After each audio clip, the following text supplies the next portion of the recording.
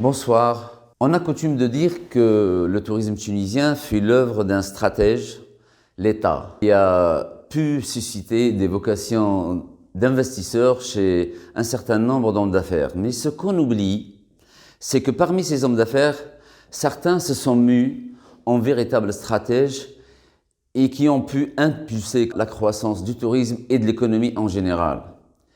Des stratèges dont le maître mot était l'intégration aussi bien horizontale que verticale. De prime abord, on pense à un Aziz Miled, dont le groupe figure au top 10 des groupes économiques du pays et qui est présent dans les diverses branches du tourisme, hôtellerie, réceptif, aérien, que dans l'immobilier ou la finance. On pense aussi à un Mohamed Lamouri, un Raouf El-Keteb, un Adel Bousarsar, un Moujil Oukil et bien d'autres qui sont unis dans cette folle volonté d'occuper toute la chaîne de valeur du tourisme. Des hôtels à leur marque, des réceptifs, des centres de thalasso, des parcours de golf, des buanderies, des usines, des domaines agricoles, etc.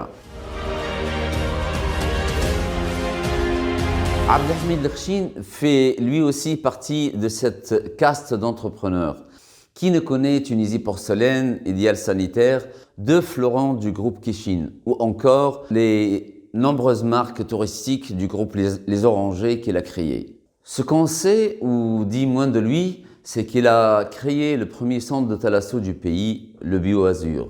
Aujourd'hui complètement rénové et le premier casino aussi lancé avec le groupe Lycien Barrière. On le souligne aussi trop rarement. Il a été le premier à doter Hammamet d'un centre de congrès, le Grand Palais des Congrès. Premier et longtemps unique membre tunisien de l'ICCA.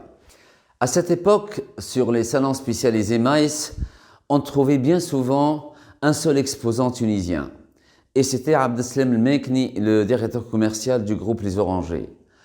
À l'image de M. Kishin lui-même, qui, à seulement 17 ans, représentait l'entreprise familiale de tapis à l'exposition de Biarritz. C'était en 1947.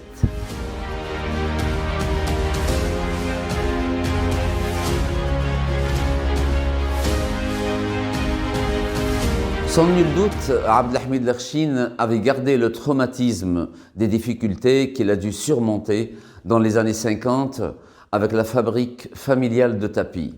Il s'est juré de ne plus jamais mettre tous ses œufs dans le même panier pour devenir le chantre de la diversification, ce qu'il est resté.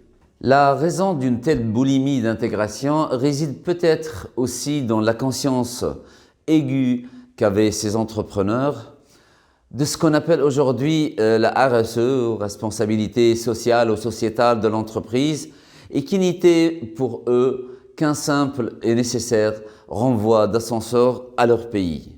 Ainsi, Abdelhamid Lrchine justifiait le lancement de Tunisie Porcelaine par cette phrase sans équivoque. Il fallait arrêter l'hémorragie de devises dont les hôtels Les Orangers étaient les premiers à souffrir. Non contente de faire économiser des devises à son pays, Tunisie Porcelaine a fait mieux. Elle a transformé ses fournisseurs européens en clients, si bien qu'elle exporte aujourd'hui 70% de sa production.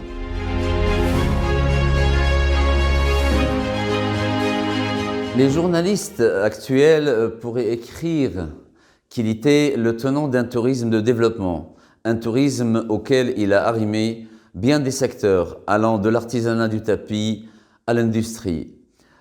Si certains se posent aujourd'hui la question de savoir où est passé l'argent du tourisme, les Abdelhamid Lrchine, Aziz Miled et consorts semblent déjà y avoir répondu.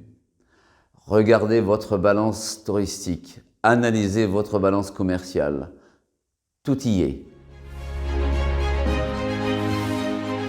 Ah, excusez-moi, j'ai oublié de répondre à la question que vous vous posez depuis tout à l'heure.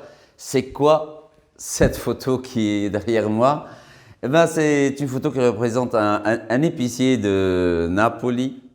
Et c'est une illustration de l'adage peu de moyens, beaucoup de créativité. et que le manque de moyens n'a jamais empêché de faire de belles choses et de grandes choses. Mais on en parlera, j'espère, une autre fois. Bon appétit. Ciao.